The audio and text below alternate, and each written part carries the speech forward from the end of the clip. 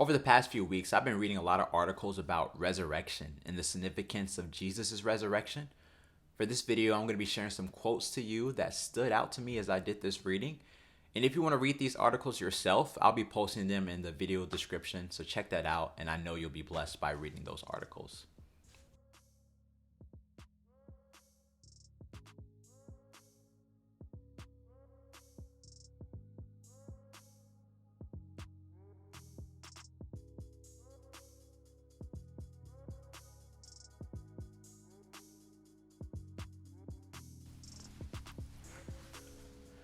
So I don't know what you're drinking, but I'm drinking some peppermint tea from the Tao of Tea brand, and it is delicious. My wife bought me some for my birthday, and drinking this has been a blessing to me. Let me know in the comments below what you're drinking. Okay. All right, time to reflect. When resurrection and eternal life are seen as being as unthinkable as the fourth dimension, then God has us just where we need to be. It is the point where we have to surrender reason and take the leap of faith. When I think about the resurrection, there are a lot of things that kind of blow my mind. Like the fact that Jesus rose from the grave and he was dead and he lived somehow and he didn't just come back in this same body. I don't know. There's a lot of details in the resurrection accounts that confuse me. And I think these writers struggled with even grappling this unexplainable reality. And I think this quote has a lot of wisdom to it. And when you're trying to grasp the resurrection, if you have it in your hands, you may not have it down. You may not get it because you're trying to understand something eternal. And I think there's a lot of beautiful humility in this quote, and we can learn a lot from embracing the same humility that Ella has. A belief in the literal resurrection of the body is an antidote against the body-soul dualism we have inherited from some of the Christian fathers. I really appreciated this article.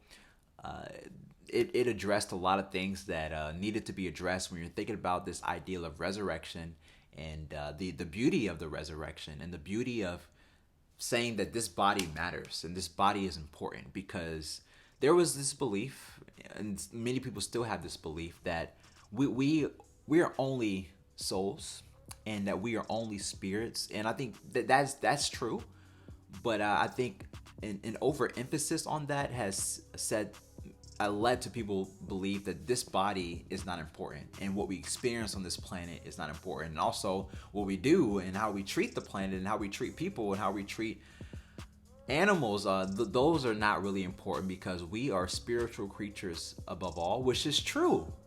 But our spiritual identity has to inform how we interact in this physical world, and that's the key thing. In the past, church fathers have clinged to that spiritual identity and forsaken their role in taking care of creation, their role in taking care of their bodies, taking care of each other, taking care of their fellow man. And I think this is what the writer's trying to critique in that. And this is why the resurrection is so important, because in the resurrection, Jesus is trying to communicate to us that, yes, we are spiritual creatures, but we are spiritual creatures that are contained into this body, right? And so what does that mean? And how do we interact with this body? And what does it mean when Jesus says that we will be resurrected like he was, or there will be a new heaven and a new earth, and things will be restored, and there will be this renewing? What does that mean for how we respond to creation? Something to think about. Easter, resurrection, only happens within those who have experienced Good Friday, and the only way to experience Good Friday is to die, however you define death. Wow. To live, you have to die. And I think this is the heart of the resurrection. And the beautiful thing about that is that this is something that is continuous. As I become a Christian, I decide to die so that I can live. And through that decision, I'm continual, like it's a continual cycle of me dying in a lot of different ways so that I can live. and so that I can repeat what Paul says, so that I'm just on the cross with Christ, and that you no longer see me, you just see Christ living through me. And that it's just a beautiful idea to contemplate, and it's just a cycle. It doesn't end.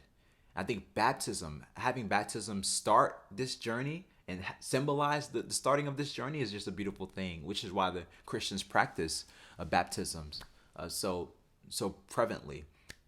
Like when you're being dunked, and you're literally falling into that water, because water represents birth, doesn't it? Because when you're coming into the world, you're coming through water.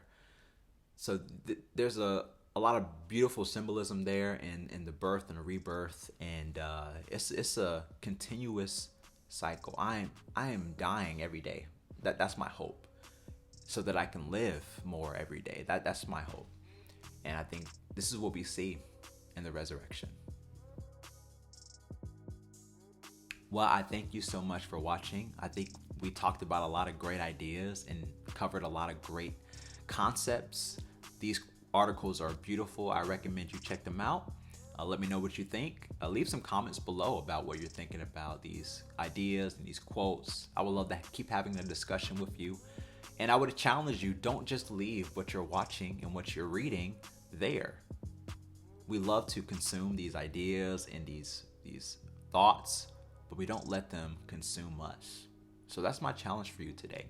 And think about these thoughts about resurrection, but let those thoughts do something to your life. Thanks for watching, and I will see you next Sunday.